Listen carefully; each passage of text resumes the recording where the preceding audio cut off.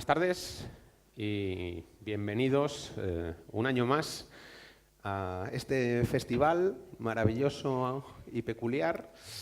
Muchas caras conocidas, alguna cara nueva. Bueno, hoy empiezo por saludaros a vosotros. También me han dicho que salude, la tecnología va creciendo, tengo que saludar a los que nos van a ver a través de Facebook. Ostras. Qué responsabilidad, ¿eh? Bueno. Y bueno, hoy tengo el inmenso placer, sabéis que los moderadores siempre empezamos igual. Tengo el inmenso placer de presentar a dos maravillosos, en este caso nunca lo he dicho con mayor sinceridad, porque tengo el inmenso placer de presentar a dos personas estupendas, dos escritores que a mí me encantan, como escritor y como lector, ¿vale? Que son dos cosas distintas. Aquí a la derecha tengo a Andreu Martín, aquí a la izquierda a Fernando Marías, que yo no sé si ellos son conscientes de la cantidad de similitudes que existen entre uno y otro. Por ejemplo, ambos son premios nacionales de literatura infantil y juvenil, un punto en común. Ambos, además de trabajar como novelistas, han trabajado como guionistas, ¿vale? De cine, de cómic, otro punto en común. Ambos tocan no solo la novela negra, sino infantil y juvenil y otros géneros. Otro punto en común. Pero probablemente el punto en común más importante es que, como podéis observar, son los dos escritores de novela negra más guapos del panorama nacional. Yo creí que ibas a empezar por ahí. Ah, pero hay que dejarlo mejor para el final. Mira qué guapos son, lo calvos que son y lo bien que lo llevan. El bigote blanco que yo, sabiendo que Carlos iba a decir esto, me he dejado. Porque yo no tenía bigote, pero sabiendo que Andreu lo lleva desde siempre, digo, me voy a dejar. Incluso No te lo has dejado, lo llevas puesto. Estaría bien que ahora cambiáramos de identidad para volver loco a Carlos, que todo esto fuera una conspiración para volver loco a Carlos y que yo ahora empezar a hablar como Andreu y a decir las cosas de Andreu y de pronto tú dijeras, pero esto... Oye, me ha gustado eso. Tío. ¿Te ha gustado? Me ha gustado. ¿Qué tal, Andreu? ¿Cómo estás? Bien, estoy bien, aunque he perdido la gorra en el tren, pero bueno, esto es una tontería. Es que me ha contado, ha perdido la gorra en el tren. En cambio, yo también traía la gorra, la traigo de hecho, es decir, que de alguna manera eso es lo que nos diferencia, que tú has perdido la gorra y yo no. Por lo demás, lo he hecho a propósito para que no nos confundieran por la calle, claro. Bueno, Andreu empezó un poco antes que tú, publicó la primera novela, ¿vale? Estamos hablando de finales de los 70, principios de los 80, ¿vale? Una novela que cambia el panorama de la novela negra española. Bueno, siempre se suele decir, ¿no? Con prótesis empezó todo. ¿Vale? Yo, como estoy en tierra manchega, siempre tiendo a decir que con García Pavón empezó todo. Un respeto a lo manchego. Que es verdad. Bueno, Fernando publicó en el 90 la primera. Sí. La luz religiosa, sí. Fijaos, llevan muchísimo tiempo en esto. Mi primera pregunta tiene que ver un poco con esto. No porque os esté llamando viejas glorias, ¿vale? Que también. Eso vendrá cuando os den el Cervantes y estéis al borde de la tumba, ¿no? Pero lleváis muchísimo tiempo en esto y una de las preguntas que me gustaría haceros, para empezar, es ¿cómo veis que ha cambiado, y ojo a la pregunta porque tiene dos ramificaciones, ¿cómo veis que ha cambiado a lo largo de estos años, desde los 80 hasta hoy, el mercado del libro, por un lado, y la literatura, por otro? ¿Vale? Me gustaría que comentarais, porque, por ejemplo, yo lo he hablado con muchos compañeros, me da la sensación de que como autores tenemos menos libertad hoy que la que teníais vosotros en los 80 y en los 90. ¿Lo veis así? Fernando, por ejemplo, empieza. Hombre, yo creo, claro, eso yo creo que es casi de los temas que más tenemos en la cabeza ahora, porque sí es verdad, al menos yo sí percibo con claridad que no es que el panorama literario o editorial haya cambiado, sino que toda la sociedad en la que estamos inmersos ha cambiado hasta el punto de que a mí una cosa que me obsesiona últimamente, no como escritor, sino diría como ciudadano, como persona que vive en este país y en este mundo probablemente, la idea de que lo que fuimos, con lo que crecimos, ese lugar en el que vivimos cuando teníamos 20, 25, 30 años, es algo que ya pertenece al pasado de una manera tremenda. Es decir, que ya no es que digas, hay algunas cosas que parece que están pasando de moda, hay algunas cosas que parece que se olvidan y habría que recuperar. Es que yo tengo la sensación de que hay cosas que formaron mi juventud que sencillamente han desaparecido. Y pienso que la figura del del escritor que escribe pues como podemos escribir nosotros, que te encierras en tu casa, que escribes la novela, que le das muchas vueltas, que luego la publicas esperando que ocurran determinadas cosas. Todo eso lo lanzamos a un mundo, no diré ya un mercado, sino a un mundo que ha cambiado muchísimo, que antes tú presentabas un libro, dabas una gira por distintas ciudades presentando la novela que habías escrito, había un diálogo con los lectores. Ahora tengo la sensación de que todo existe por las redes, por esa ficción que está corriendo por ahí por Internet, y de alguna manera yo pienso que encuentros como este son algo que casi nos hacen volver a aquel pasado tan añorado en el que el diálogo existía, en el que ves ahí. Yo ahí afuera he visto libros míos que no tengo y que no he logrado encontrar, o sea que me pregunto de dónde han salido, porque digo, pero si es que no los tengo en mi casa, o sea, voy a comprármelos luego para tenerlos y decir, aquí tengo el librito en papel, ¿no? Creo que eso es lo que ocurre. Claro, eso yo creo que afecta mucho a nuestro mundo, al mundo editorial, porque es verdad que los libros se venden muy poco, que los novelistas, yo me he tenido que hacer actor de teatro malo, pero actor de teatro, monologuista malo, pero monologuista, inventor de viajes culturales, montar una agencia de viajes, yo qué sé, todas las cosas que he tenido que hacer para ir, y por supuesto ser editor y seguir escribiendo, claro, pero eso hace 20 años y creo que era de otra manera. Andreu, ¿cómo lo ves tú?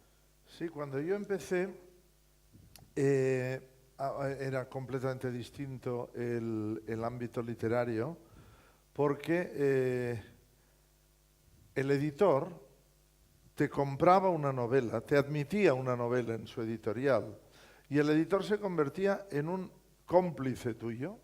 Formábamos un equipo y junto con el editor componíamos aquella novela y defendíamos aquella novela a muerte. Y cuando venía el comercial y decía, este libro no se va a vender bien, el editor le decía, es tu problema, es tu trabajo. Si fuera fácil, pues no tendría ningún mérito tu trabajo, ¿no? Y el comercial se tenía que conformar. Hoy día esto ha cambiado rotundamente y yo ya no me siento cómplice, ya no siento que el editor sea mi cómplice, sino que el editor directamente se ha hecho cómplice del comercial. Y ahí está para mí el gran cambio del asunto, porque de repente si el comercial dice esto no se va a vender, ese libro no se vende y ese libro no se publica.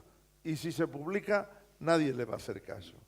El principio, tú decías lo de lanzar la novela al mercado y decías, no voy a decir lanzar la novela al mercado. Sí, yo voy a decir lanzar la novela al mercado.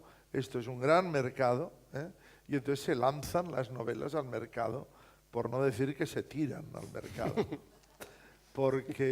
Pero de una forma muy salvaje. De esa forma tan salvaje en que antes, o sea, cuando yo empecé, la censura la llevábamos en la cabeza, la censura franquista la llevábamos en la cabeza y poco a poco fuimos librándonos de ella y de repente se nos ha caído encima otra censura mucho peor, porque el censor no te dice esto no se puede poner porque es ilegal o es inmoral, te dice es que si pones eso no se va a vender. Y eso es una frase impresionante, eso es más poderoso que nada, porque puede decir, yo soy de tu misma ideología, yo opino lo mismo que tú, pero si pones eso, no se va a vender. Y como no se va a vender, más vale que no lo pongas. Y entonces ahí ya nos empezamos a volver todos locos. Y yo creo que he luchado con una cierta habilidad contra todos estos escollos y me continúo manteniendo a flote. Y lo que sí me pasa es que me asombra que todavía hoy se hable de prótesis o todavía hoy se hable sobre todo de, como ha pasado esta mañana en los encuentros con las escuelas, se hable de no pidas sardina fuera de temporada. No pidas sardina, se dice que la novela juvenil es una novela que escribimos a medida de los jóvenes, hablándoles de un mundo que entiendan, de un mundo próximo a ellos, para que se familiaricen inmediatamente, para que les guste y para que lo lean a gusto. Y eso fue lo que hicimos Jaume Rivera y yo cuando en el 89 o 87 escribimos No pidas sardina fuera de temporada. Entonces, hoy me asombra que No pidas sardina fuera de temporada la estén leyendo chavales de hoy día en el colegio, recomendados, porque es una novela que todos los chavales la leen muy a gusto, les gusta mucho, me lo han demostrado hoy en la escuela, porque entonces pienso, ahí nos equivocábamos, porque evidentemente el mundo de 1987 no es el mundo de ahora, no es el mundo próximo a los chavales de ahora, un mundo en el que no salen móviles, ni tablets, ni PlayStation, ni todas estas historias, donde todavía contábamos en pesetas, ni siquiera se hablaba de euros. Y en cambio, el libro se mantiene.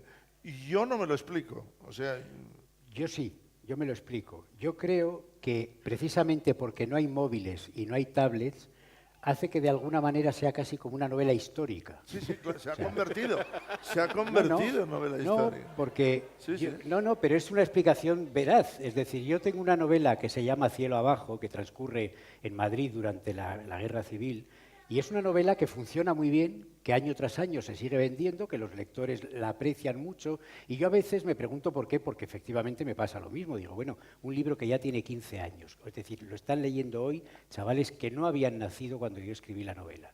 Y digo, ¿por qué sigue funcionando? Aparte de que hay un elemento en el tema concreto de juvenil, que es que si los profesores están seducidos, de alguna manera son ellos los que siguen haciendo que el libro se mueva. Pero si el libro no funcionara para el lector joven, al segundo curso cambiarían. Entonces yo creo que una novela en la que dicen, en tu caso, transcurre en el 87, en el mío, en el 37, pues es como si transcurriera en la época de los Reyes Católicos. Es la curiosidad de decir, fíjate, un mundo en el que no había móvil, en el que no había tablet, en el que no había youtubers, en el que la gente cuando quería quedar con su amiga o con su amigo tenía que ir y tocarle el timbre para que bajara al portal y quedar con él. Entonces lo ven, yo creo, cuando estaban en peligro no podían sacar el móvil y pedir auxilio. Claro. Yo recuerdo cuando salieron los móviles y en el ámbito de la novela negra nos preguntábamos ¿cómo vamos a escribir novela negra si la gente ya se podrá comunicar con los móviles? Claro, bueno, no tiene sentido, ¿no? claro. Ha llegado ese punto en el que el moderador tiene que hacer. Ya todo lo que había preparado ya no sirve. No, bueno. pero Modérate. Yo me callo ya. Nos moderaremos. No, si el que sobra soy yo. Pero aparte yo creo que también de eso, claro, me olvidaba, ahora que lo has comentado, otro elemento terrible que hay ahora es, creí que te ibas a referir a decir, la censura es del comercial y también de alguna manera tenemos en algunos casos la peor censura, que es la que tenemos nosotros dentro. Antes la censura estaba fuera y ahora está dentro. Que de pronto dices, hombre, si pongo esto, a lo mejor hay alguien que se va a molestar. Si este libro va dirigido a chavales de 15 años, puede haber una asociación de padres que diga, hay un detalle que han puesto que me... Entonces, eso, para jóvenes y para adultos me refiero, creo que eso tiene también un lado que creo que es positivo para las personas que tenemos una edad, aunque nos conservemos tan bien como puede verse, que es que ya nos da igual.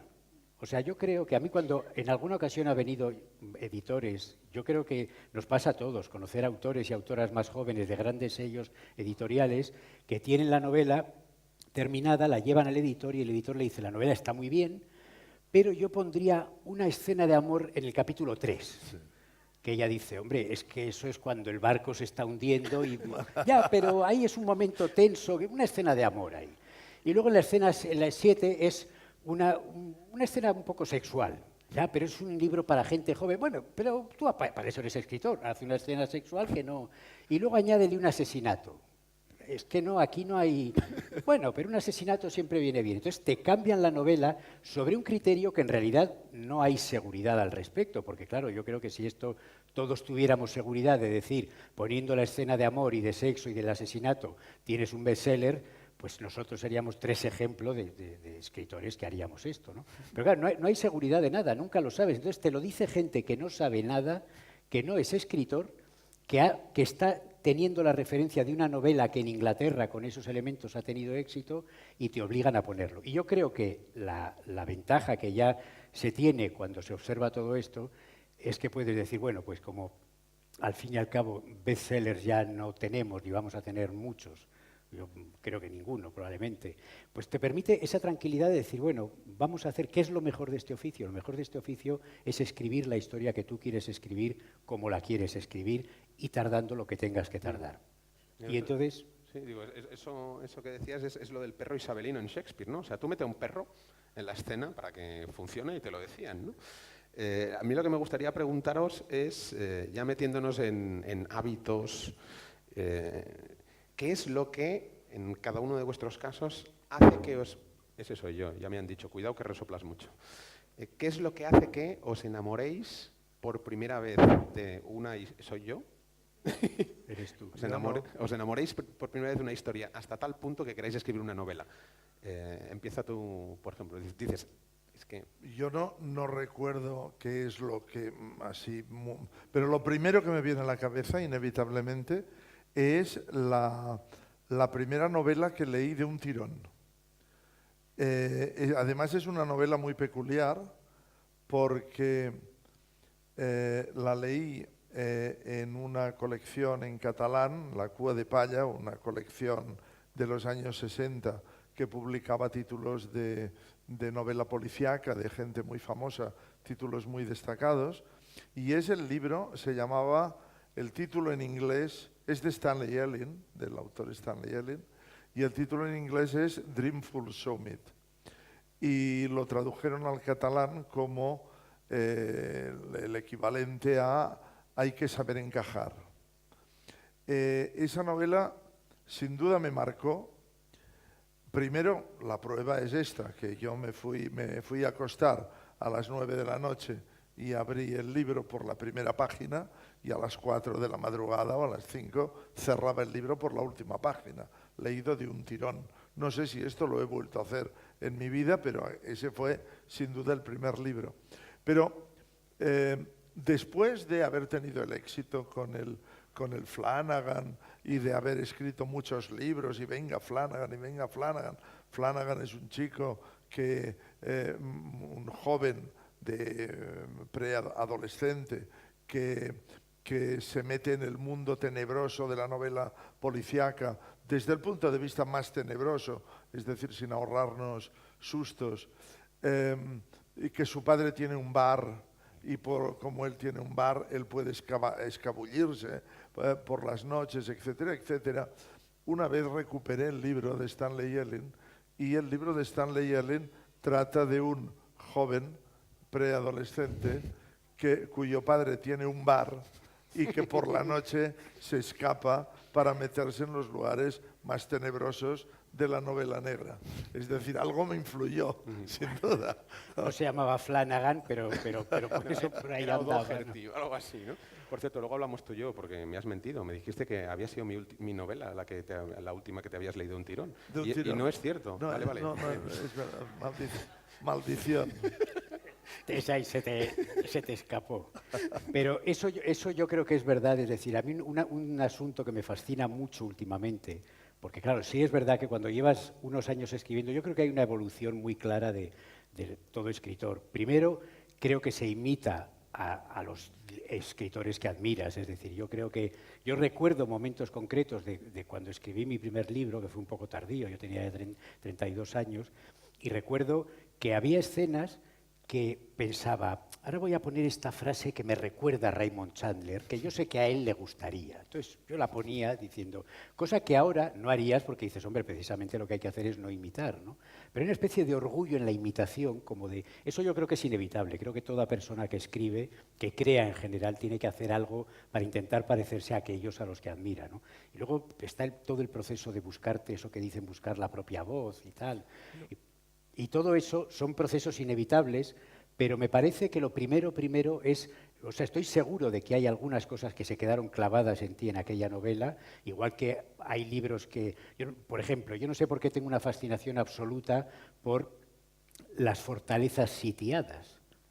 Y claro, la tengo porque la primera película que vi fue El Álamo, la segunda fue Boyest, y claro, entonces esas películas yo decía, esto de alguien encerrado en un sitio del que no puede salir y hay fuera un montón de enemigos que quieren entrar para matarlo, pero no pueden, o sea, eso me provocaba una fascinación enorme, ¿no? Entonces yo creo que eso está en mi cabeza, nos ha formado, lo primero que nos forma es aquello que nos fascina. Entonces pienso que cuando vemos una historia, una escena en el metro, yo la vi el otro día una escena en el metro que voy a agregar en mi último libro, es una escena que me enamoró, pero que no voy a contar ahora porque veo a Andreu con ganas de intervenir y como con ganas de... Entonces, No, simplemente iba a decir que seguro que te gustó mucho Perros de Paja. claro, Como película de claro, asedio. claro, de pero gente sitiada. fíjate, nunca cuando cito esto de los sitiados, no cito Perros de Paja, no había caído.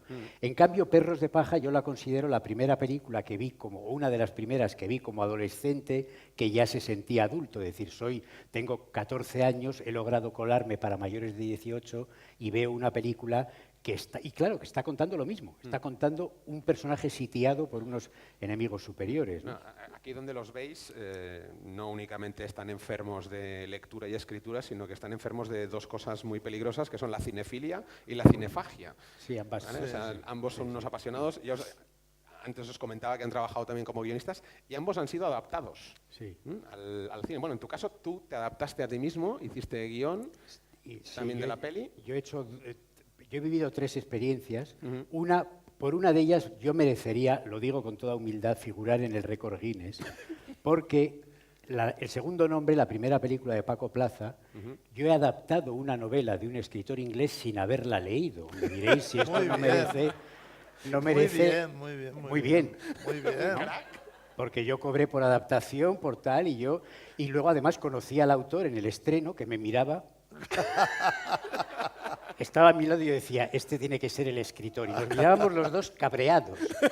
Él conmigo por haberle adaptado sin haberlo leído y yo por haber venido al estreno, porque dije, me podía haber ahorrado este trago, ¿no? No haber venido. Bueno, tiene una razón de ser, es decir, el director de la película me llamó y me dijo, tenemos un guión inspirado en la novela que realmente no nos gusta nada. Los 3 guionistas que hemos trabajado en este guión tememos que estamos tan impregnados de la novela que queremos que entre alguien que no la haya leído. Entonces me prohibieron leerla, lo cual de alguna manera pues me da esa legitimidad para poder contarlo, ¿no? Pero yo he vivido esa sensación, he vivido la sensación de adaptarme a mí mismo con La luz prodigiosa y la sensación de que un productor me comprara los derechos de Invasor, pero yo no leí el guión, nunca me lo dejaron ver. Y solo me llamaron un día y me dijeron, ven a tal sala, y fui a ver la película. O sea, ya no había forma de decir, cambiar esta escena, ¿no? Pero también luego eso me explicó Patricia Ferreira, la directora. Me dijo, hombre, al guionista, cuando un guión se ha tardado 2 años en construir por parte del director y otro guionista, si ya tienen algo que les gusta y lo tienen cerrado y le llaman al novelista, es muy fácil que el novelista haya alguna observación que les haga volver atrás, que les haga volver a empezar, con lo cual a mí me parece bien que se diga desde el principio. Yo creo que o te implicas en el guión, en la adaptación de tu novela, o te apartas por completo y vas al estreno, al día del cine, a que sea lo que Dios quiera. Bueno, tú y yo lo hemos hablado alguna vez. Al principio, a ti Prótesis te pareció extraña. Bueno, porque hay cambios respecto a la novela. A mi Prótesis, de entrada, el primer día que fui al estreno no me gustó nada. Yo recuperé Prótesis al cabo de los años cuando un amigo mío me invitó a Estrasburgo, donde hacía un pase de la película en francés, de la película en castellano, pero con toda una ponencia para público que aprendía castellano. Él era profesor de castellano, entonces pasaba la película y traía al autor de la novela. Leyeron la novela, vieron la película y me llevaron a mí. Entonces yo le dije, bueno, yo voy, encantado, porque éramos amigos y tal, pero le dije, no, pero yo no veré la película, porque a mí me parece que es un rollo de película. Y él me dijo, bueno, pues haces una cosa, cuando tú haces tu charla y cuando acabes la charla te vas y pasamos la película. Por cierto, Fanny Pelopaja es el título de la película. De Vicente Aranda. Y cuando iba a hacer mi charla, ese amigo mío me dijo, bueno, pero no, que no sea que te vas corriendo después de la charla. O tú te quedas un momentito ahí en la primera fila, en las primeras filas, y cuando ya la película esté en marcha, te levantas discretamente y te vas, porque no parezca aquí una desbandada. Y yo le dije de acuerdo. Entonces hice mi charla, me puse en las primeras filas, empezaron a proyectar la película y me quedé fascinado por ella. Contra toda previsión, aquella película que no me había gustado nada, me quedé enganchado, mire más, pero esto dónde lleva. De repente descubrí que no traicionaba tanto la novela original, era bastante fiel a la novela original, cosa que me había parecido que no era así el día del estreno, y aquel día me reconcilié, ¿no?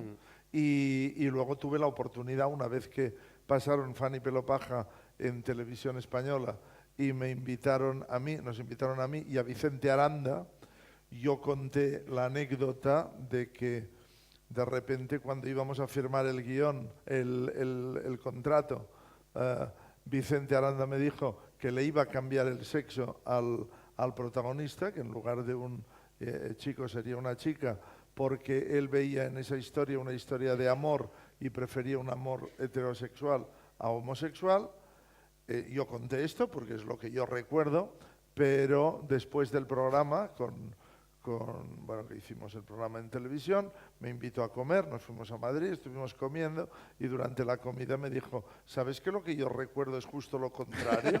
Que tú nos dijiste a nosotros que lo mejor era cambiar a los... No me corrigió delante de pantalla y evidentemente no me lo decía como un reproche, simplemente me lo estuvimos comentando como qué curioso que dos personas puedan recordar las cosas de forma completamente cambiada al cabo de los años, ¿no? Bueno, pues, pero fíjate que es curioso que precisamente el otro día en un pase, en una sesión de cineclub, pasamos Fanny Pelopaja, que es una película que tiene ya 35 años.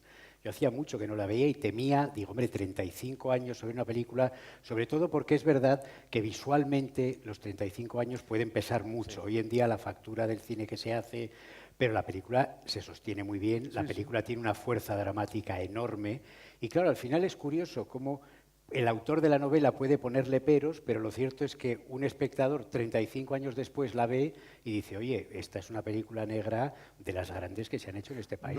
No en balde, cada vez que hacen un pase de películas de Vicente Aranda en televisión, cuando se hace una sesión, Fanny Pelopaja no puede faltar. Bueno, antes cuando os presentaba, comentaba, ambos habéis escrito novelas no me gusta decirlo así, pero bueno, es para que me entendáis, novelas para adultos, novelas juveniles, ¿vale? Para un público más juvenil e infantil. Me gustaría preguntaros sobre todo, a la hora de afrontar cada uno de esos caminos, ¿cuáles son las diferencias? ¿Hay diferencias en cuanto a construcción de trama, en cuanto a desarrollo de personajes, en cuanto a estilo de escritura y cómo afrontáis el proyecto? ¿Lo hacéis exactamente igual, con independencia de que vaya a ser juvenil o no? Hombre, yo creo que he escrito muchas menos novelas juveniles que Andreu. Yo creo que tengo 4 o 5. Y desde luego, la primera de todas, que es muy mala, es una novela que yo creo que tenía un error muy, muy grande. Fue un encargo que me hizo Planeta. Me dijeron, oye, queremos una novela juvenil que escrita por autores que hayan escrito novelas para adultos, pero ver cómo hablan ellos a los jóvenes. Y entonces yo recuerdo que hice una novela que luego, por suerte, reconstruí, porque en esa novela traté de poner, yo creo que el peor error que se puede cometer, tratar de hablar a los chavales como voy a contaros algo que no os vais a creer, como si fueran un poco tontos, ¿no? Es el peor error que se puede cometer. Entonces yo me di cuenta de eso, la novela no quedó bien cuando la releí, y creo que lo principal que yo diría de las novelas para jóvenes, las que yo he hecho al menos, es que hay que hablar al lector joven como si fuera un adulto, porque en muchas ocasiones yo creo que casi, al menos lo es más que tú en un sentido. A mí me encanta cómo en los encuentros con jóvenes, siempre nuestros amigos adultos, ¿qué tal te ha parecido la novela nueva que he escrito? Pues, bien, me ha parecido bien. ¿Pero qué te ha gustado? ¿Algo? No, todo lo he visto estupendo, no, todo estupendo, vamos. Entonces, a mí eso me irrita mucho. En cambio, los jóvenes, vas a un encuentro y a veces te dicen, la novela no está mal, pero el final es malísimo. y se quedan tan anchos y eso me encanta. Y eso yo creo que desarrolla un sentido de escritura muy libre. Parece que cuando escribes para adultos estás diciendo qué van a pensar los críticos del Babelia, qué van a decir tal, de alguna manera, ¿no? En cambio, los jóvenes yo me siento por completo libre, ¿no? O eso me pasaba antes, tal vez ahora me da bastante igual lo que piense el lector, porque creo que debe ser así a partir de un momento, ¿no? Pero a mí los libros para jóvenes me hacen sentir muy libre, muy cómodo escribiendo, porque metes aventuras, metes de pronto cosas que, no sé, yo me siento esencialmente libre, diría. Sí, a mí me gusta decir que los jóvenes leen mucho más que los adultos y mejor, sobre todo mejor, que quiere decir que me refiero a ese criterio, a esa manera de leer con criterio, sin apriorismos. Y eso es gratificante, efectivamente. A mí lo que me retuvo en la novela juvenil fue precisamente los encuentros con chicos, porque no había, ahora ya hay más encuentros con adultos para hablar de novela de adultos, pero antes no había tantos clubes de lectura, no había tantas oportunidades en tantos festivales de novela y tantas oportunidades en las bibliotecas. Y en cambio sí que íbamos a los colegios y en los colegios teníamos esta oportunidad de que la lectura nos fuera devuelta por la opinión de los chavales. De todas formas, quizá contradiciendo un poco lo que decías tú, yo oí una vez a Soledad Puertolas definir lo de la novela juvenil y me convenció lo bastante como para pillar su frase y citarla siempre que me preguntan por ello, citarla citando procedencia. Dijo una vez Soledad Puertolas que la diferencia entre la novela juvenil y la novela para adultos es que la novela juvenil era una novela con público definido. Es decir, al escribir la novela juvenil tienes presente a un público y ese público está presente como... Eso ya me pasa bastante cuando escribo en general, pero cuando escribo para adultos es evidente que estoy escribiendo para mí mismo. El modelo de adulto, el preguntarme, si me preguntara alguna vez, ¿esta novela gustaría a algún adulto? El reflejo es, ¿me gusta a mí? Pues si me gusta a mí, pues gustará, hay la oportunidad de que guste. Y en cambio jóvenes, la referencia ya no soy yo mismo, ya siempre es un público ideal. Yo creo que esto les gustará. ¿Qué es lo que te fuerza a colocar algunos elementos que en una novela para adultos necesariamente no incluirías, pero que yo tengo que reconocer que dado el éxito, por ejemplo, del elemento de humor dentro de las novelas de jóvenes, hombre, lo he aprendido con las novelas de jóvenes y no puedo evitar colocarlo en las novelas para adultos, porque también a los adultos les gusta reír. Lo que pasa es que hacer reír y colocar humor en una novela es muy difícil, muy peligroso, y corres el peligro de dejar de caer en gracia y de ser gracioso, que es lo peor que te puede pasar. Sí, eso es verdad. El humor yo creo que es lo más difícil, ¿verdad? Como lector, además. Es que si uno piensa con lo relativamente fácil que es reírse viendo una película o cuando te cuentan un chiste o en una conversación, lo fácil que es reírse, leyendo un libro es muy difícil. Desde luego soltar una carcajada a mí solo me ha pasado una vez y no me ocurre. O sea, puedes sonreírte, puedes decir aquí hay un toque irónico, tal, pero es complicado. O sea, bueno, ya te recomendaré algunos autores. Sí, por favor, porque a lo mejor es que no leo a los autores adecuados, ¿no? Bueno, yo, en cambio, en los libros para jóvenes lo que creo que sí hay una diferencia clara, ahora que decías eso, es tal vez que más que poner una serie de elementos, hay elementos que no pondría. Es decir, digamos, algunas oscuridades muy poderosas que a veces pones en las novelas para adultos, que precisamente parece que un libro para un lector adulto lo que pide es indagar más en lo complicado, entrar más en el alma humana, adentrarte en lo peor y lo más oscuro. Claro, eso en un libro para jóvenes pues no vas a llegar tan lejos, ¿no? Porque el libro se derrumbaría en sí mismo. O sea, no tanto... es que no iba a llegar, pienso yo, al lector al que va dirigido. Eso sí que es un deber, hacer que llegue al lector al que... O llegarían los elementos mal captados, claro, mal interpretados, diríamos. Y entonces tampoco es así. Venga, una facilita para que os luzcáis y tal. Ya que os tengo aquí a los dos, La pregunta va para Fernando y Andreu, tanto escritores, pero sobre todo lectores. ¿Se escribe peor ahora? ¿Hay peores libros, peor calidad literaria? Como lectores, ¿cómo lo veis? Como consumidores de literatura. Era la facilita esta, hombre, era la facilita. Haznos otra. No, yo te diré, yo sé que soy más exigente en mi lectura ahora, o lo digo de otra manera, porque así parece que sea muy, muy selecto. No, tengo menos paciencia ahora que antes. Ahora soy en la lectura más intolerante.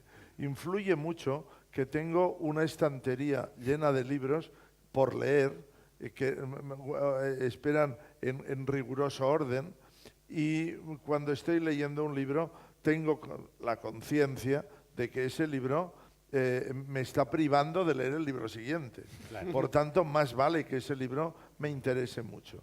A mí me gusta contar, cuando daba clases en el Ateneo de Barcelona a los alumnos, les contaba el primer día, les decía algo que me ha gustado repetir, lo he escrito y demás, yo comparo el mundo literario, el mundo del escritor. Para definir al escritor siempre digo que es una fiesta de alta sociedad. Perdonadme que me alargue un poco.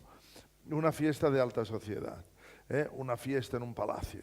Entonces, en ese palacio, a la entrada, justo al entrar a la derecha, el hijo de la casa tiene acorralada a una chica, a la chica que más le gusta, y está a punto de decir la frase exacta que hará que la chica se ría. Y si la chica se ríe, respondiendo a aquello, hazla reír y será tuya. Bueno, pues él está a punto de decirle la frase exacta. Pero simultáneamente, en la zona de la chimenea, el dueño de la casa está con unos otros señores, todos muy ricos, y está a punto de decirles la fórmula exacta mediante la cual se van a multiplicar su riqueza por 5 en los próximos días. Y está a punto de decírselo, están todos atentos.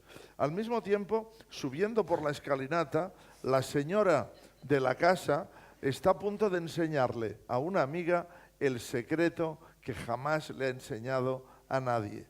Y en ese momento, el escritor es un señor que se sube a una mesa, coge una copa de champán y con una cucharilla golpea la copa de champán haciendo un ruidito, pim, pim, pim, pim, pim. De repente todo se para. El chico que está a punto de decir la frase mágica no la dice porque mira hacia el escritor. El otro que está a punto de hacer el negocio de su vida no lo dice porque... A ver, la señora se interrumpe a mitad de escalera, se vuelven hacia él. Y entonces digo, más vale que tenga una buena historia que contar.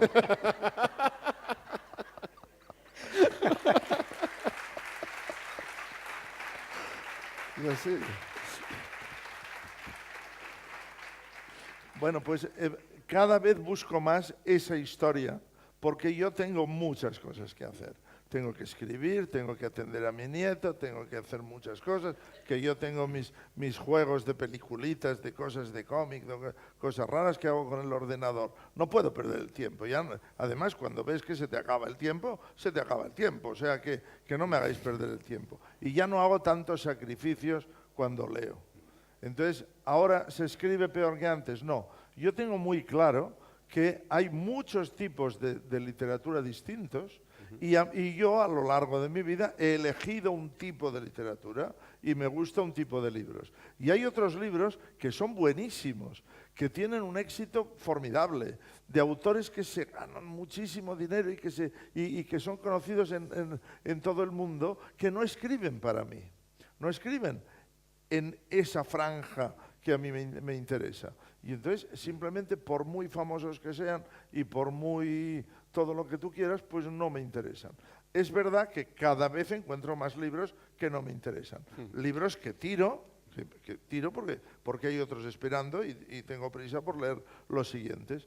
Pero yo de ahí no derivaría que cada vez se escribe peor. Quiero decir, sí. Con eso quiero decir que no creo que se escriba peor. Sí, yo tampoco. Yo creo que sigue habiendo escritores buenos, sigue habiendo escritores malos. Y sí es verdad que lo que va evolucionando, en realidad como todo, Es decir, lo que evoluciona no es el mundo, sino nosotros dentro de este mundo que lo vamos observando de una manera evolucionada y a la vez vamos envejeciendo y por tanto viendo las cosas cada vez de una forma distinta. Yo creo que hemos leído tanto que es que ya aquel deslumbramiento de los 15 años, de descubrir Dr. Jekyll y Mr. Hyde, de descubrir Frankenstein, de leer Drácula por primera vez y quedarte deslumbrado, de ir un poquito más allá luego y leer a Borges, o leer El extranjero de Albert Camus, empezar con todos estos libros que todos hemos leído, eran enormes libros, pero también enormes libros que estaban impactando sobre una mirada adolescente y en cierto sentido virgen.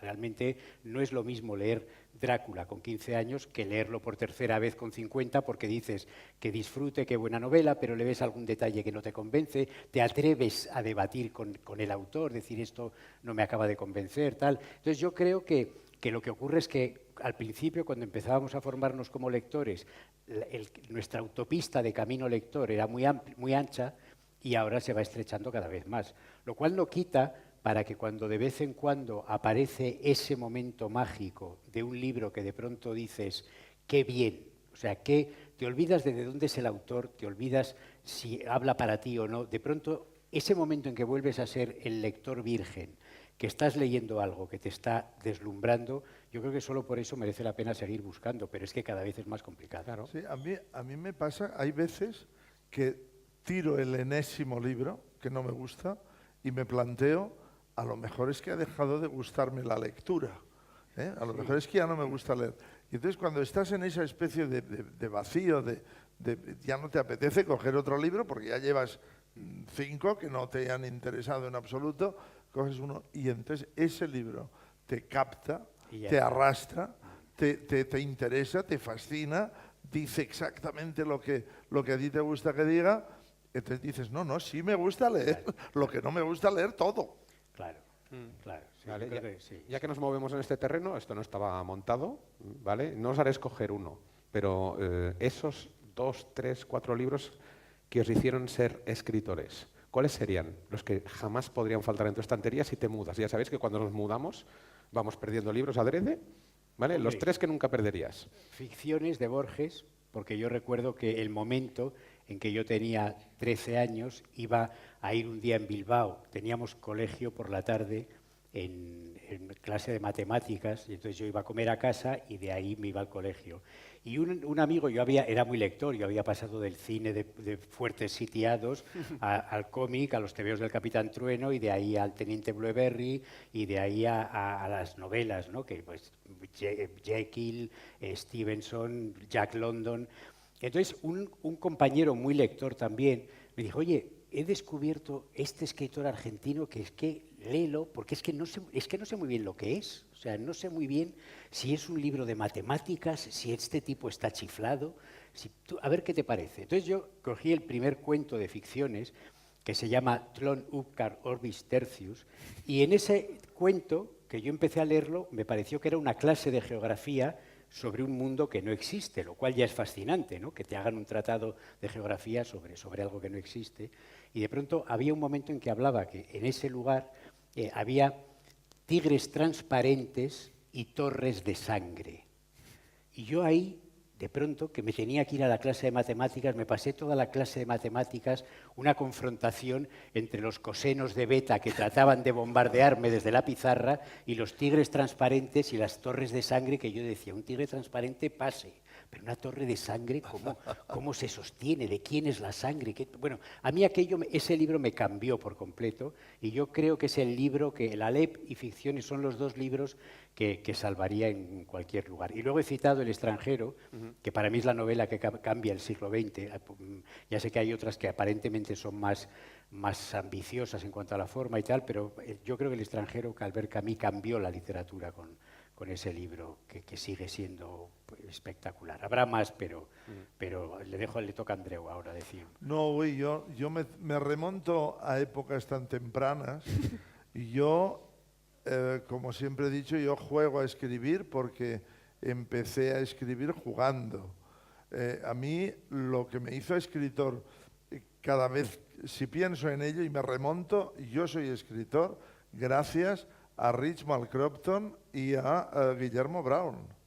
Yo leía los cuentos de Guillermo Brown y me metía en ellos de tal manera, jugaba tanto a ser Guillermo Brown, que luego jugaba a escribir libros como los de Richmal Crompton y a ilustrarlos como Thomas Henry, el ilustrador de esos cuentos. Y ya de muy pequeño, yo empecé a escribir libros siempre cuento que yo empecé a descubrir lo de la escritura entre los 6 años y los 10 años, porque era cuando yo iba a un colegio que no tenía patio y allí nos contábamos aventis, nos contábamos aventuras los niños, pues no podíamos movernos del pupitre, y cuando yo volvía a casa quería jugar a mi juego preferido, que era contar aventis, pero claro, mi padre no estaba trabajando, mi hermana estaría buscando novio por ahí, solo mi madre estaba acorralada en la cocina y yo iba, mami, que te cuento un aventi. Y a los 3 minutos me decía, mira, nene, vete a tu cuarto, que tengo la cabeza como un timbal.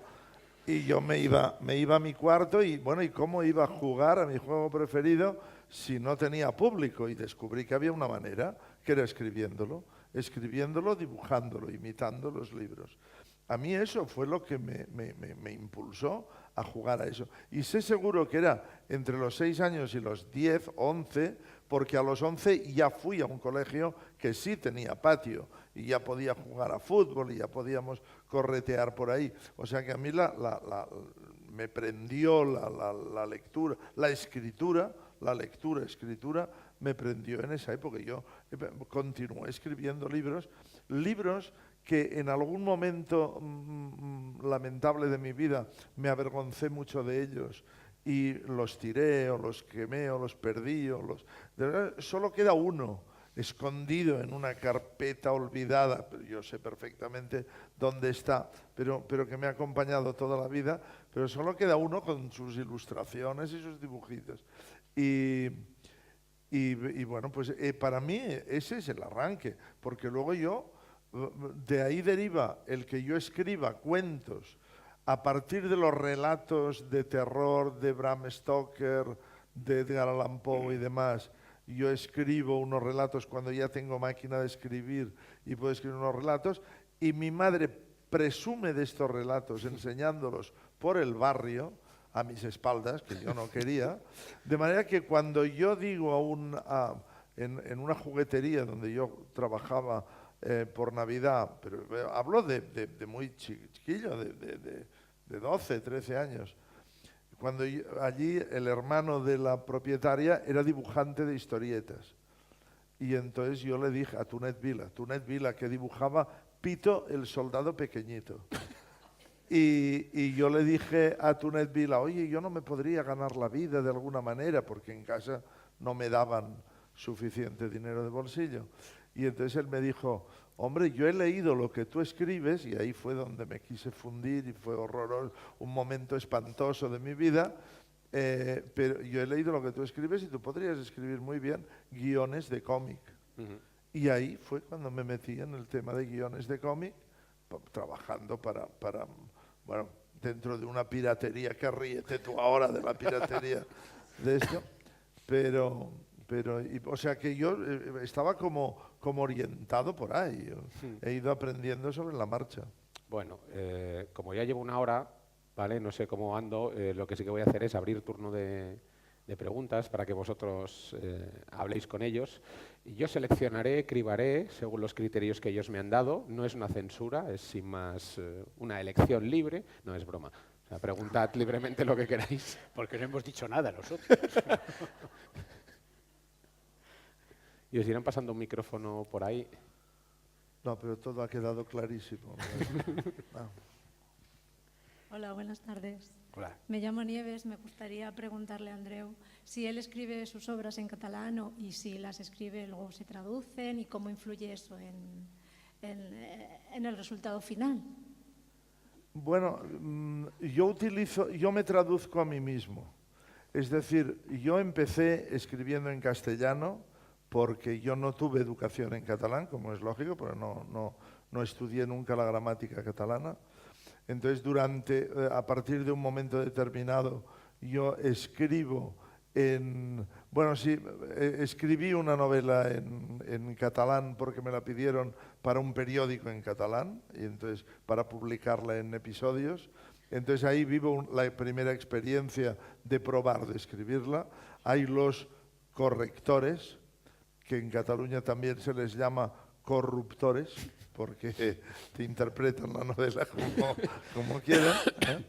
Y como te la arreglan, como te la arreglan, se supone que ellos saben más que tú, porque tú no sabes y ellos por eso están.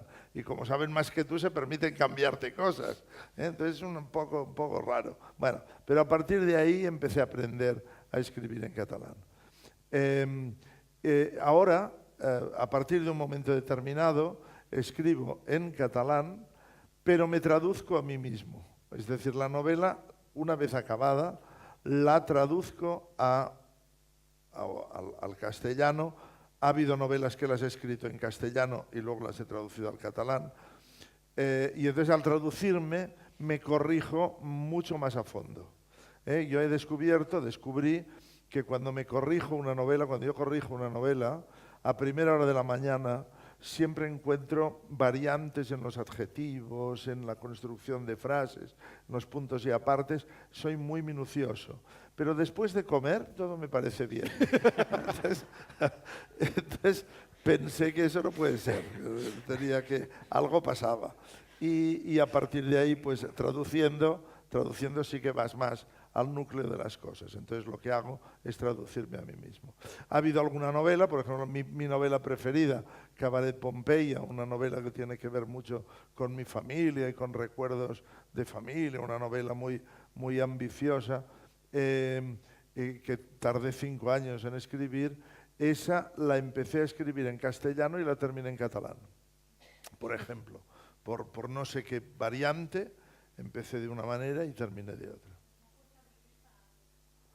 Bueno, hace que te plantees determinadas cosas, determinados adjetivos. Cuando tú buscas cómo es exactamente un adjetivo en la traducción, descubres a lo mejor que el adjetivo inicial no era tan exacto, porque a la hora de traducirlo has encontrado otro adjetivo más exacto todavía. Es más minucioso. Forma parte de una reelaboración de la novela. Naturalmente, hago muchos cambios en profundidad, como yo sí que puedo permitirme, porque eso es mi propia novela. Si yo encuentro algún párrafo que no me gusta nada o que creo que es mejorable, o puedo introducir, aunque sea un nuevo personaje, yo me lo puedo permitir. Y entonces forma parte del elemento creativo de la novela. Antes de que vaya la siguiente, esto me da pie. ¿La tuya favorita de las tuyas? Yo creo que sí. Bueno, La isla del padre en estos momentos es una novela que me gusta mucho porque me ha abierto un camino para escribir de otra manera.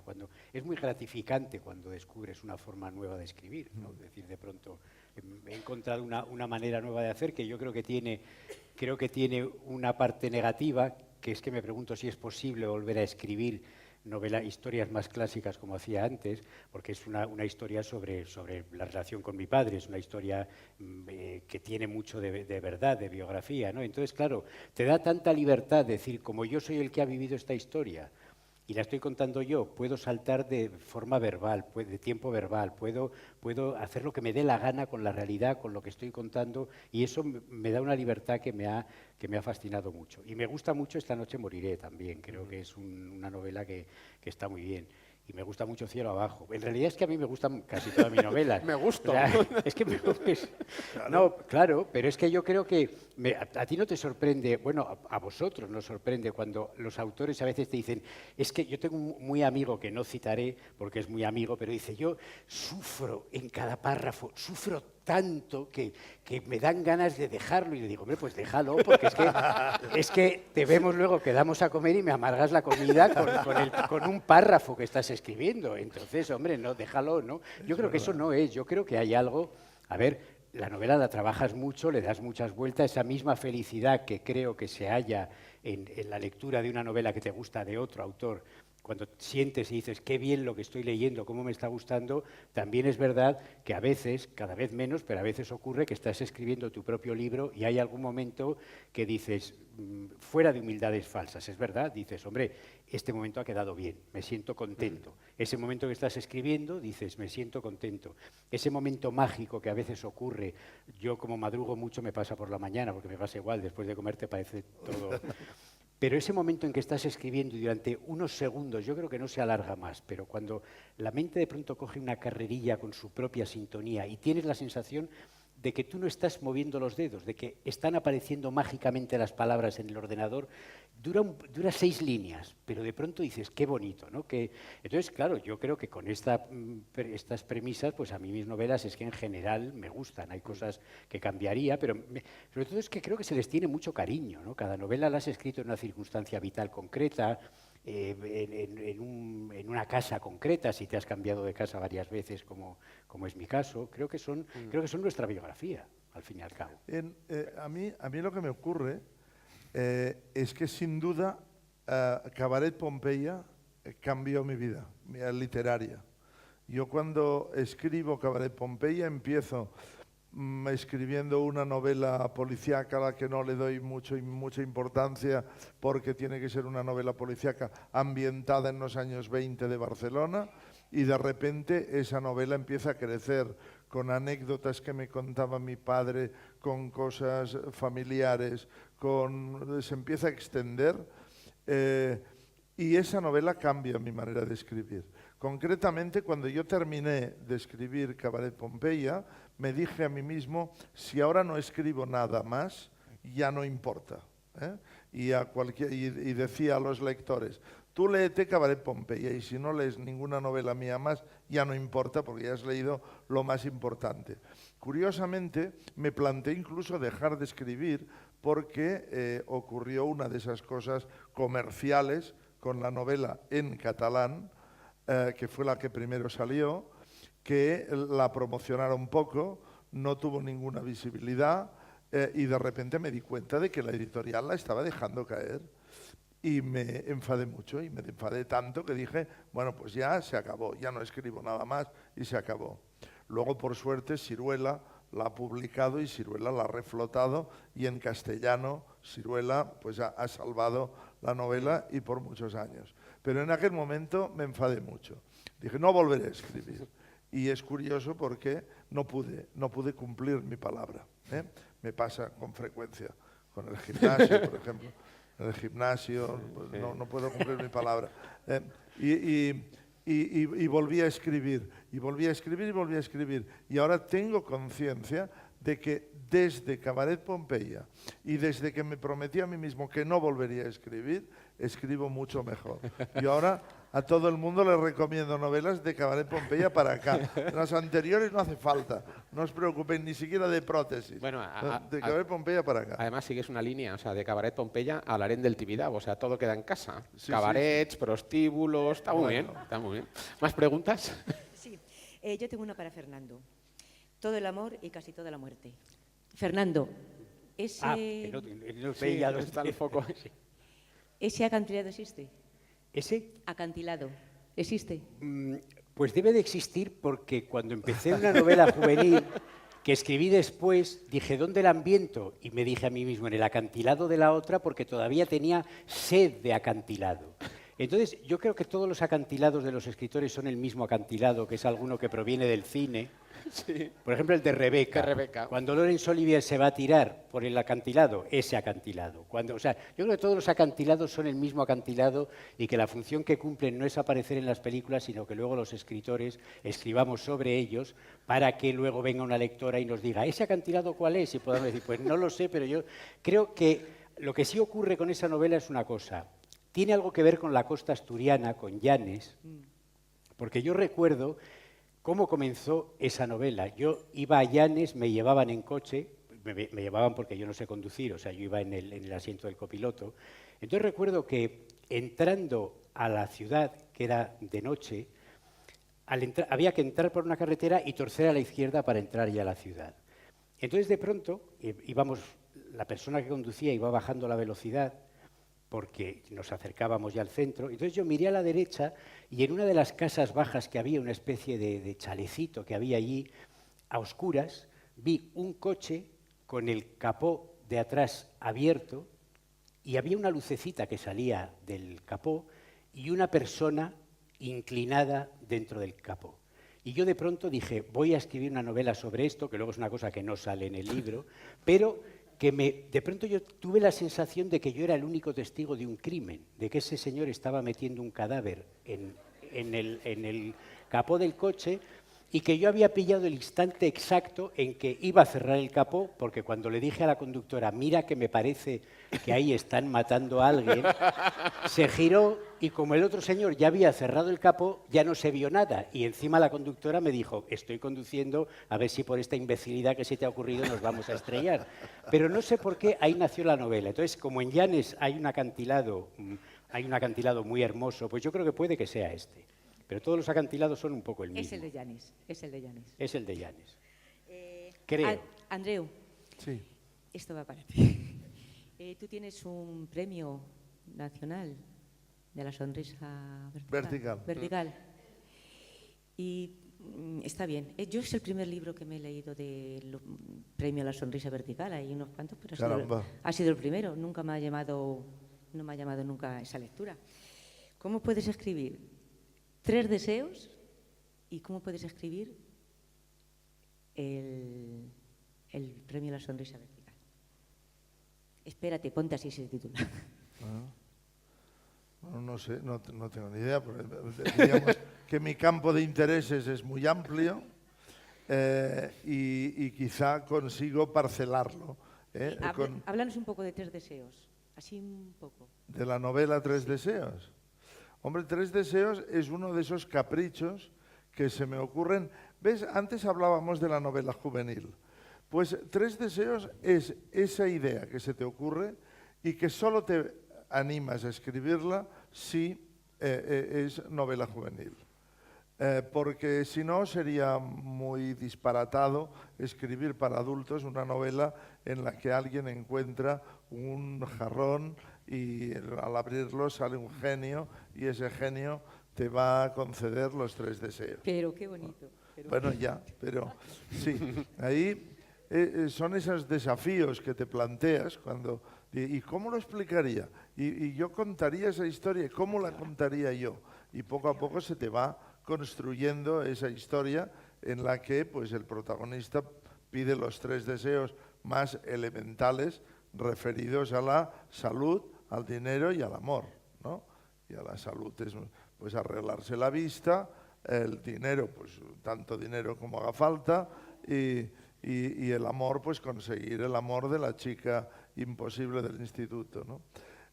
Bueno, no sé, se me ocurrió así y así lo escribí. Me alegro. Me alegro. Es una idea que continúa rondándome por la cabeza porque resultaba tan libre a la hora de crear, me daba tanta libertad que, bueno, me gustaría un día continuar recreando ese mundo, pero tengo un pequeño overbooking de ideas y de proyectos. Yo le iba a hacer una pregunta seria a Andreu y a Basas, pero paso de esa pregunta. Vale. Y ¿Por culpa de Andreu o por culpa mía? No, porque le quiero contar una cosa a Javier Marías. Pero entonces le tendrás que llamar por teléfono. ¿Eh? Entonces le tendrás que llamar por teléfono. No. A Javier no, a Fernando. A Javier no. A Fernando. Claro, por eso te digo que le tienes que llamar por teléfono, porque si no aquí... Perdona. Que estaba yo un día viendo un concurso de televisión que se llamaba Quiero ser millonario. Y entonces el concursante estaba a punto de llevarse un montón de dinero. Y le plantean una pregunta en la que le dan 4 opciones. Las 4 opciones son los nombres de 4 escritores. Uno era Cela, el otro era Sánchez Dragó, el otro era Pérez Reverte y el otro Umbral. Pregunta al concursante, ¿cuál de estos escritores ha dicho que Jorge Luis Borges es un gilipollas? Sánchez Dragó, seguro. Y la pregunta me la... La pregunta era para el concursante, la falló y no se llevó el dinero. Y yo le tomé una manía al escritor. A Borges. Bueno, pero eso... No, a Borges no. Ah, bueno, porque al escritor que dijo claro. ¿Quién fue? Pues no tengo ni idea, pero supongo que podría ser Venga. cualquiera de los 4. Claro. No sé, pero decir que Borges es un gilipollas es que es una gilipollez. Efectivamente. O sea, lo puede decir, pues no sé, quién, no sé, es que no sé. De los 4. ¿Quién lo dijo? Sácanos del... Pérez Reverte. Pérez Reverte, ¿dijo que Borges era un gilipollas? Pues no sé. Bueno. Yo lo que sé es que una vez salí como preguntaban en Pasapalabra, en no sé, en algo de eso preguntaban por una novela mía. Sí. Y entonces la madre de un amigo le llamó, y esto me lo contó después, dice, me ha llamado mi madre y me dice, en Pasapalabra han hecho una pregunta y tu amigo Fernando era la respuesta. Que me pareció, aquella señora le dije, tu madre, no me extraña que seas director de cine porque tu madre sabe adornar las cosas, ¿no? Y desde entonces estoy a punto de ponerlo en mi currículum. Nací en Bilbao en 1958 y soy la respuesta. Que dicho así, yo creo que tiene mucha... Vale para todo, ¿no? Llevar en la tarjeta de visita, tal, soy la respuesta. Bueno, entonces, o sea, que fue Pérez Reverte, pues no sabía. Sí, fue Pérez Reverte. No sabía que... Sí. Yo le tomé manía, ¿eh? Ya no lo leo. ¿Alguien? Hola, Andreu. Hola. Que me he leído Los gemelos congelados por tema del colegio y cuando Flanagan va a Valdenas pasan 3 días y más o menos y se describen un montón de cosas a lo largo de 460 páginas. Luego llega el final, Flanagan se despierta del coma, sale a la calle y en una página resumes el final. Y me quedé en plan, ¿por qué? Utilizaste como 20 adjetivos para todas las frases y llega al final y lo haces tan rápido que casi ni me di cuenta de que lo había leído.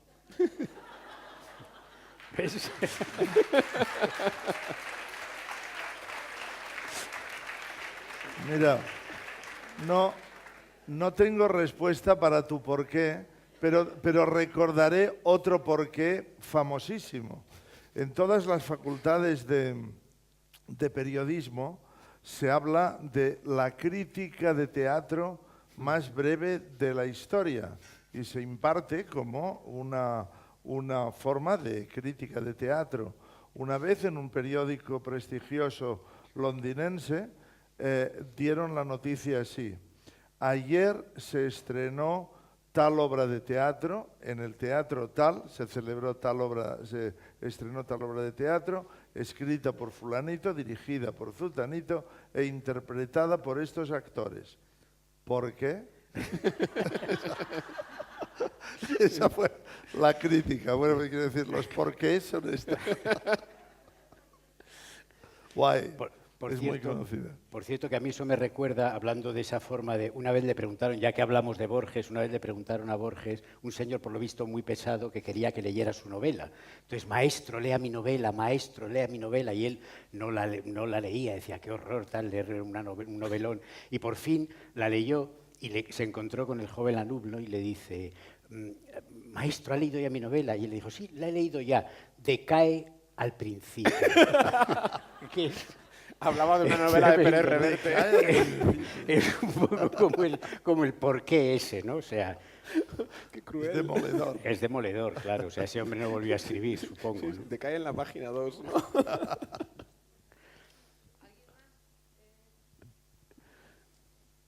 Buenas tardes. Buenas tardes. La primera pregunta para Fernando. A mí me gustaría saber de qué manera surgió la luz prodigiosa que le movió a escribir este libro. Eso da para que yo hable hora y media. Yo no sé si hubiera sido al principio.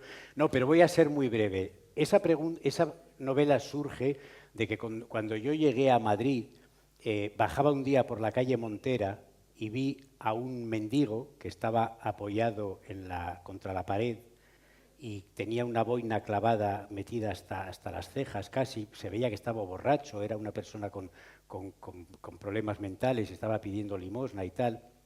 Y a mí me impactó muchísimo porque era idéntico a mi padre. Su físico, sus rasgos eran muy parecidos a los de mi padre. Entonces a mí eso, seguí mi camino porque había quedado, iba tarde, y esa idea me empezó a dar vueltas en la cabeza porque yo sabía que el hermano de mi padre había muerto en la guerra civil y había muerto en un momento determinado, estaba en una batalla en la que los muertos fueron enterrados en una fosa común y no hubo nunca constancia de que hubiera muerto. Entonces eso despertó en mí la convicción, o la pregunta al menos, la posibilidad de que el mendigo que yo vi una mañana en Madrid podía ser el hermano de mi padre que hubiera sobrevivido a aquella batalla, que estuviera amnésico por causas de las heridas y que hubiera llegado, coincidía más o menos por tiempo, era verosímil que se hubiera movido y hubiera llegado a Madrid y estuviera ahí pidiendo limosna. Entonces, muchos años después, yo vi en televisión un reportaje sobre un anciano que de joven, un anciano andaluz en la plaza de un pueblo tomando un vino, un anciano que de joven habría sido, cuando era vigoroso y guapo y poderoso, el personaje que habría inspirado a García Lorca, su protagonista de Bodas de Sangre. Y eso, no sé por qué, hizo una extraña conexión en mi cabeza y pensé en la idea de que Lorca pudo no haber muerto en el barranco de Biznar. Y me di cuenta, cuando escribí la novela y cuando pasaron muchos años y cuando se hizo la película, de que en realidad yo no estaba explorando la posibilidad de que quien hubiera sobrevivido pudiera haber sido García Lorca, sino la posibilidad de que quien pudiera haber sobrevivido sería el hermano de mi padre, del que nunca se supo ni dónde estaba enterrado ni nada parecido. Entonces eso yo creo que entronca un poco con lo que hemos dicho antes. A veces hay pensamientos muy poderosos en tu cabeza que se quedan ahí. Yo tengo la convicción de que el escritor está siempre hablando de sí mismo. O sea, siempre cuentas tu historia, tus miedos, tus preguntas, tus anhelos, lo novelas, le añades personajes, lo sitúas a lo mejor en el Polo Norte o en el desierto, en un fortín sitiado, pero estás siempre hablando de las cosas que a ti te han dado miedo o te preocupan o te hacen sentir amor, en fin. Ese es el origen de la historia, resumido. Que ya digo que puedo alargarme. ¿Y la segunda? Para Andreu. Hemos leído recientemente El harén del Tibidabo y al final, en los últimos capítulos, llegan los sicarios de los somalíes y ustedes se extienden en relatar todas las andanzas de estos sicarios y yo no sé hasta qué punto realmente esto tiene que ver con lo que es la trama en sí principal de la novela. ¿Por qué? Bueno, ¿por qué? Sí, a ver, es verdad que queda un poco como una seta añadida al final. Pero yo contaré el origen. Si luego el resultado se lee de una manera u otra, pues no lo sé.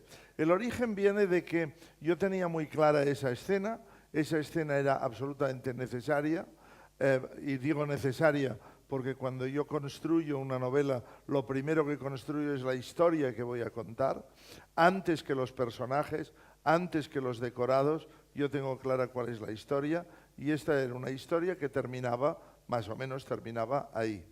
Cuando yo me planteo, me voy acercando al momento de escribir esa escena, que podría haber sido mucho más corta, lo que no quiero, lo que tengo claro, es que no quiero que los malos, los sicarios, sean como los indios de las películas del oeste, esos indios sin alma y sin historia y sin personalidad, que daban vueltas a los carros y que solo servían como patitos de feria para que los sitiados les dispararan.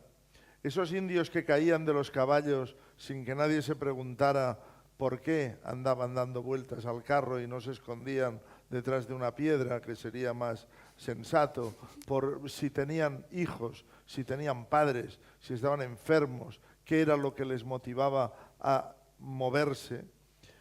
No quería que mis personajes malos fueran títeres de esa forma y decidí darles cuerpo.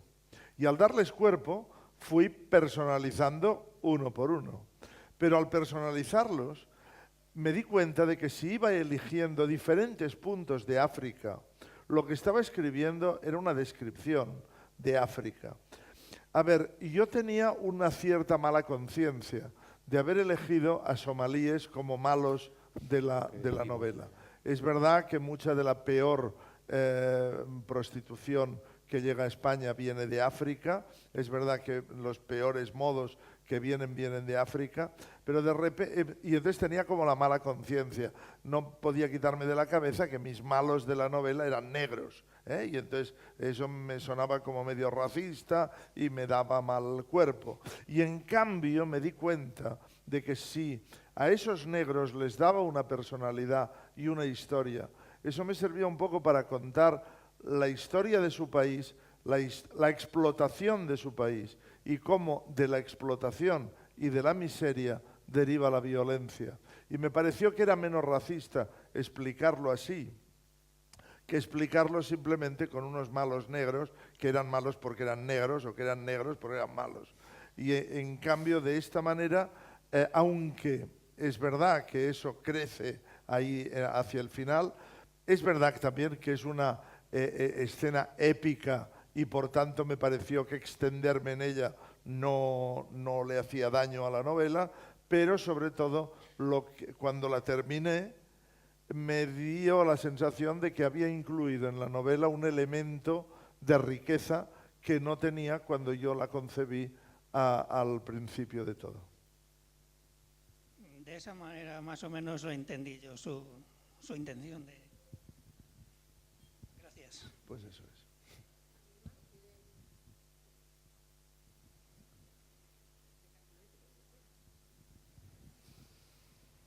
Estaba dirigido para Fernando.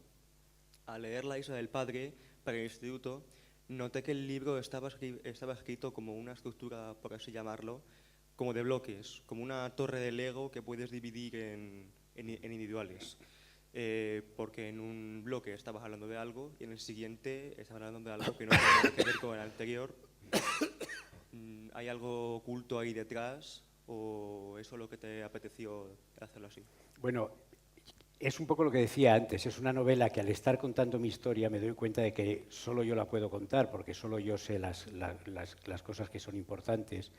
Entonces, es una novela que aunque se lee a saltos, en el sentido de que de pronto se va a la guerra civil, de pronto aparezco, en el siguiente capítulo estoy yo en el colegio, de pronto aparece Clint Eastwood en un western que vi con mi padre, de pronto todo eso es así, pero hay una estructura y un hilo invisible que en realidad lo que se está contando es cómo yo comienzo una relación con mi padre crispada y difícil, y eso se va moviendo a través de la guerra civil, a través de su viaje a Buenos Aires, a través de Clint Eastwood, a través de mi presencia en el colegio. Son como los puertos de un camino que va llevando hacia el momento en que él y yo nos reconciliamos. O sea que yo creo que no reconciliarnos porque no llegamos a estar enfadados, en que nos conocemos y nos apreciamos más de lo que nos apreciábamos al principio. Entonces, para mí es una estructura curiosa porque es una estructura que va de dos desconocidos que se conocen, se aprecian y se quieren y comienzan una amistad juntos, por decirlo así. Esa es la estructura, pero esa estructura está contada a través de saltos en el tiempo y de escenas que no tienen nada que ver una con otra, aunque yo creo que al final dan una mirada global sobre todo eso, que era un poco la intención. O sea, mi intención con ese libro es que dentro de ese desorden, al final tú llegues a ver con nitidez cuál fue la relación que tuve yo con mi padre y cómo esa relación evolucionó. No sé si está conseguido o no, pero esos capítulos están así por algo muy preciso para mí, no podría ser de otra forma. Me recuerdo escribiendo ese libro y que de pronto decía, la estructura todavía no está, aquí este capítulo, este no es su sitio, esto tiene que haber, y de pronto a lo mejor 2 meses después escribía otra escena que daba capítulo, que daba su lugar a la escena anterior. Era como ir haciendo un puzzle que de pronto, cuando estuvo armado, tenía un sentido diferente al de la foto que viene en la caja, pero tiene un sentido. Vale, muchas gracias. Gracias.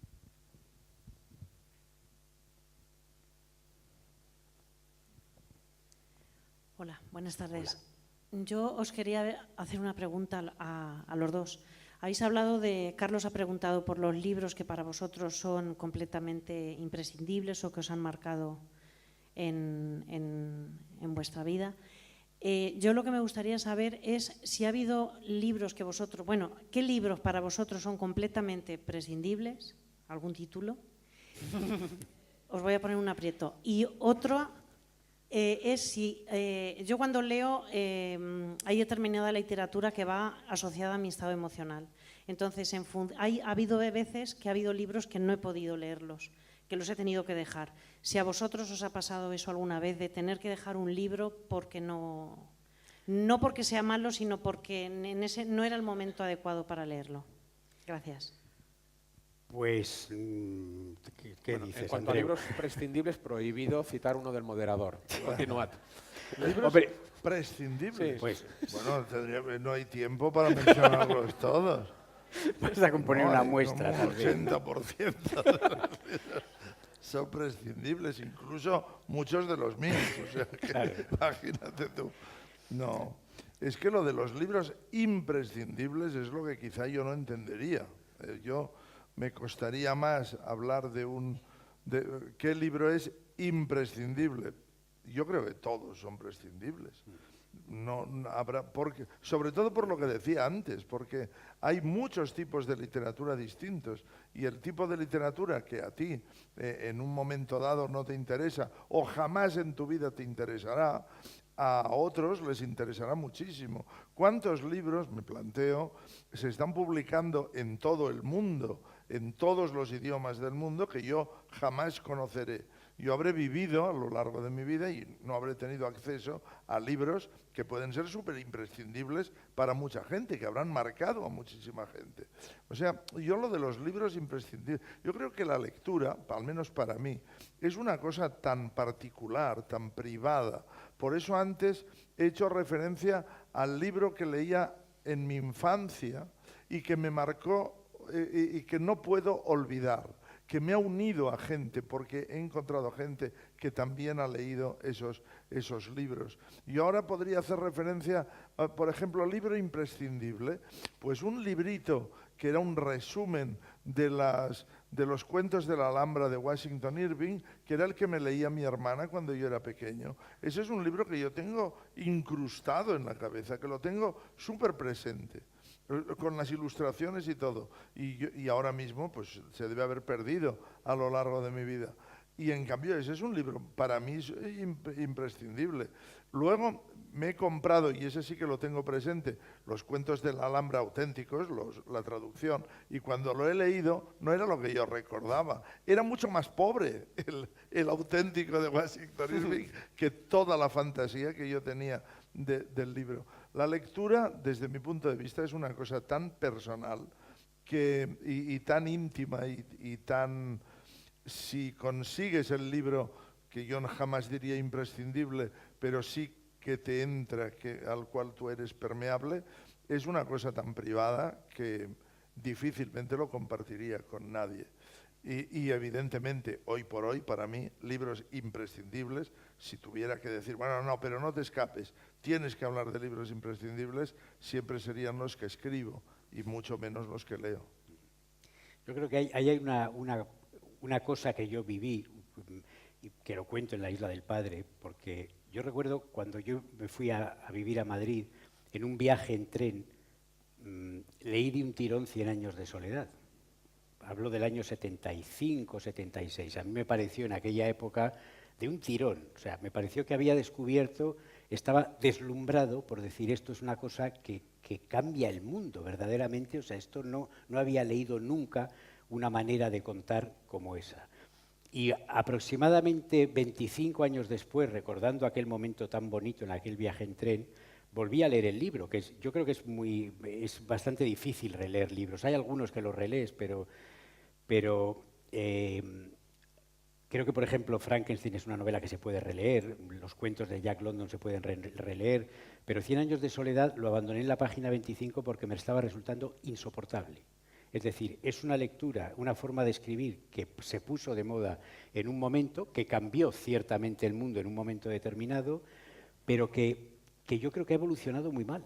Es decir, yo creo que es un libro que entonces lo dejé para que permaneciera en mí la leyenda personal de aquel día en que lo había leído y mi vida había cambiado, porque pensé, si sigo leyendo esto, voy a pensar que aquel chico que iba en tren era idiota. Entonces, mejor me quedo con la idea de qué bien lo pasé y qué sensación tuve. Pero al final, yo creo que lo que buscamos es esa sensación, de decir, el momento en que algo cambia y te produce esa sensación. A veces es con 17 años, 100 años de soledad, y a veces puede ser, pues yo qué sé, o sea, el libro más inesperado. Es que al final también creo lo mismo. Y luego hay libros que he intentado leer. Por ejemplo, yo recuerdo que durante muchos años tuve Conversación en la Catedral, que era una novela de la que en su época todo el mundo decía que era una novela, una obra maestra imprescindible, es lo que se decía, y no fui capaz de leer más de 20 páginas. Yo tampoco. Fijaos que esto es generacional, porque en mi caso, aunque no me hayáis pedido opinión, es El guardián entre el centeno. Es esa novela que yo leo con 15, 16 años y que para mí se convirtió en un imprescindible, y que, como tú, empecé a releer con 20 y pico, 30, y tuve que dejar para que no se me fuera esa imagen. Claro. De... Claro, porque Yo lo que, para completar la respuesta de antes, de todas formas, una novela que yo redescubro en mis novelas, porque como digo, para mí son mucho más importantes los libros que escribo.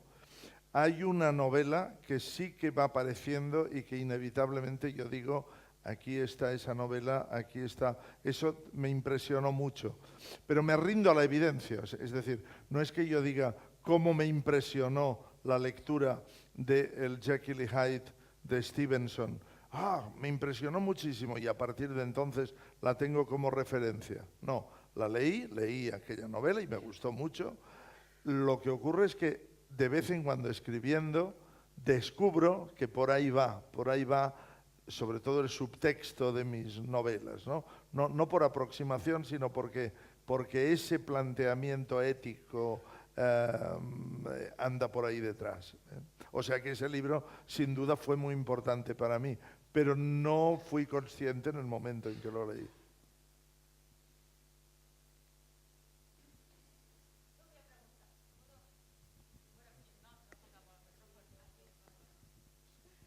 A ver si me pregunta qué es el subtexto. No. ¿Y el paratexto? Es que me gusta contestar a ver, esa pregunta. Calla, Andreu, calla. Un momento. Es que oyéndote ahora mismo me he acordado de Una violencia justa, el libro en el que tú crees que dentro de lo que es la violencia todo vale, que todos en algún momento podemos hacer algo como matar, por ejemplo, que existe una violencia justa, que existe el ojo por ojo. No.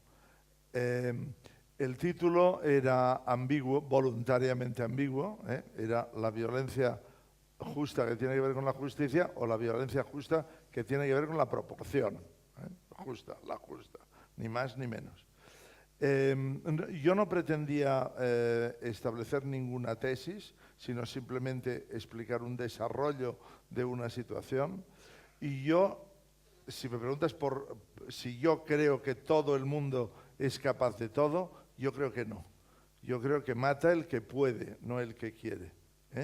A menos que se den unas circunstancias muy especiales, muy extremas, a las que alguien se vea abocado en un momento de guerra o de presión máxima, yo no creo que la gente... Afortunadamente, creo que todavía somos más los buenos que los malos.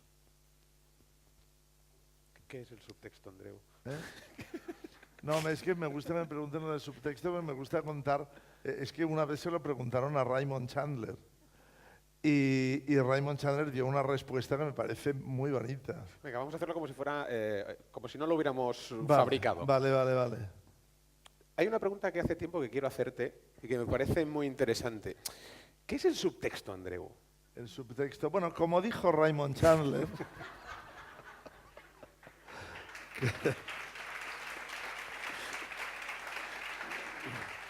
No aplaudáis más, que nos quedamos sin respuesta. Como dijo Raymond Chandler, un matrimonio iba una vez en ascensor tenemos que imaginarnos la época de Raymond Chandler, el tipo de matrimonio que va en un ascensor. De repente se abre la puerta del ascensor y entra una chica muy guapa, muy guapa. Y el hombre se quita el sombrero. Y decía Chandler, esto no es una lección de urbanidad, es un tratado sobre el matrimonio y sus problemas. Eso es el subtexto. Por eso me gusta contarlo. Por ahí. Hola, buenas noches. Me llamo Costan y soy del Club de Lectura de Puebla del Moradiel. Y quisiera preguntar a Andreu una curiosidad solamente. Acabo de comprar este libro, por ahora todo va bien, y estoy viendo tus fotografías que tienes aquí, y es una curiosidad. Veo que tienes una en San Diego, sí. Frente al hotel... Con Martínez Reverte. Reverte, sí, frente al hotel de Faldas y a lo loco. Sí. Veo que es en 1960, todavía Marilyn Monroe no había muerto, murió en el 62. No, ¿es el 1960? No creo. Pone aquí, ¿eh? ¿Sí? Lo pone aquí. No, pues está equivocado, no, era después. Era después, tenía que ser después del 90. Esto es 1000... Bueno, un 6 o un 9... Esto sí, no, si pone 60, si pone 60 está equivocado. Esto fue un festival de novela policíaca donde nos invitaron a Martínez Reverte y a mí en San Diego, efectivamente, y fuimos juntos. Pero esto, ya digo, esto era, pero no 90, esto era sus buenos... Su buen 98, 99 podía ser, ¿eh?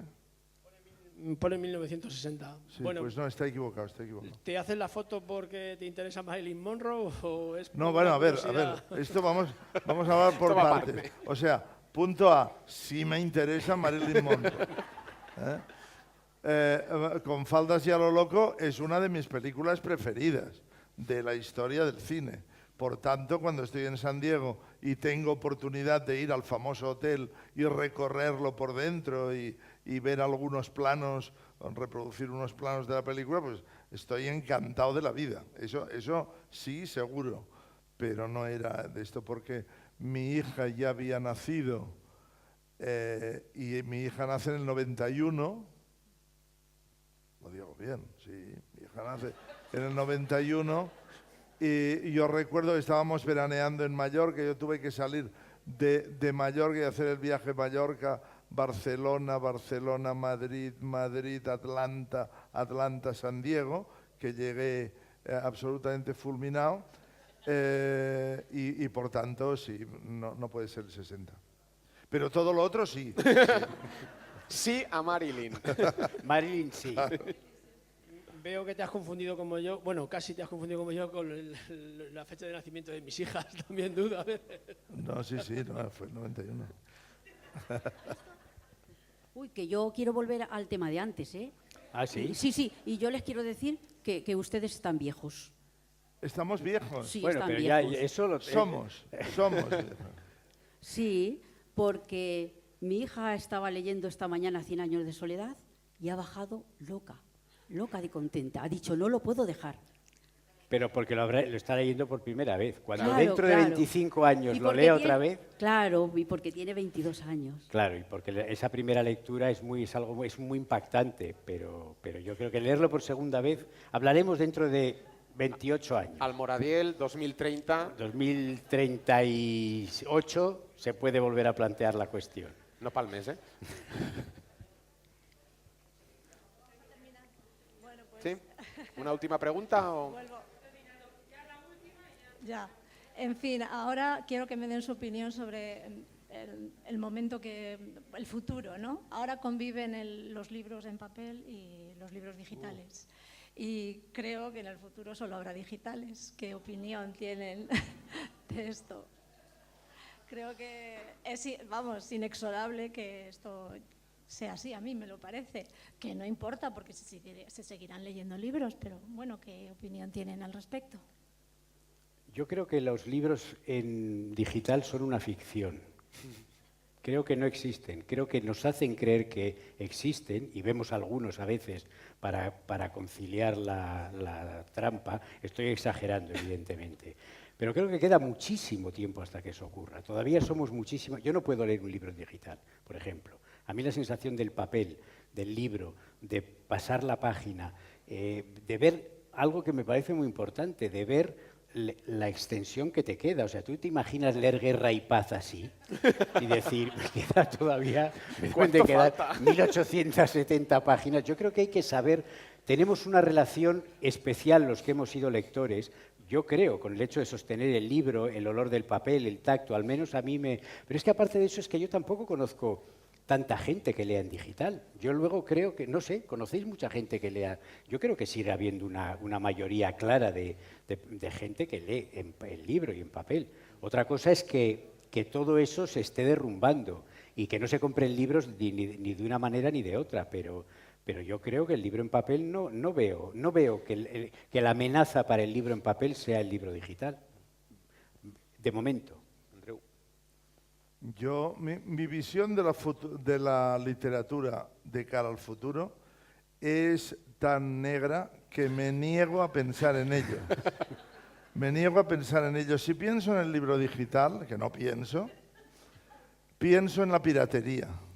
Pienso en lo que se está utilizando. O sea, cuando entras en Google y pones cualquiera de los títulos de mis novelas, resulta que está ahí reproducida por entero.